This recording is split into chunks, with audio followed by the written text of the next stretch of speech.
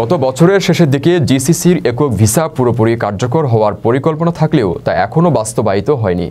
বরং এই ভিসার সুবিধা চালু হতে আরও বিলম্ব হবে বলে ইঙ্গিত দিয়েছেন ওমানের ঐতিহ্য ও পর্যটন মন্ত্রী সালেম আল মাহরুকি।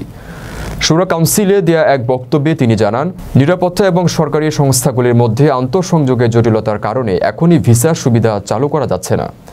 এর আগে শেনজেন ভিসার আদলে ওমান সহ জিসিসির 6 দেশের জন্য একক ভিসা পদ্ধতি চালুর ঘোষণা দেয় গালফ কোঅপারেশন কাউন্সিল। এর আগে শেনজেন ভিসার আদলে ওমান সহ জিসিসির 6 দেশের জন্য একক ভিসা পদ্ধতি চালুর ঘোষণা দেয় গালফ কোঅপারেশন কাউন্সিল। স্থানীয় নাগরিক, প্রবাসী এবং বিদেশি পর্যটকেরা এই ভিসা নেয়ার পরে জিসিসিভুক্ত 6 দেশে নির্বিঘ্নে চলাচল করতে পারবেন। একক ভিসা ব্যবস্থার নাম দেওয়া হচ্ছে GCC grand tours.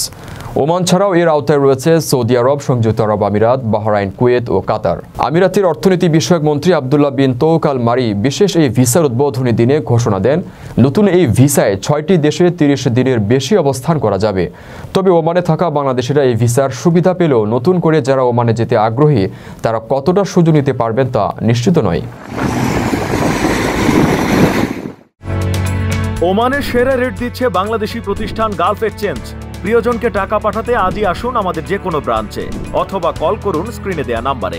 Gulf exchange, বাংলাদেশিদের প্রিয় এক্সচেঞ্জ।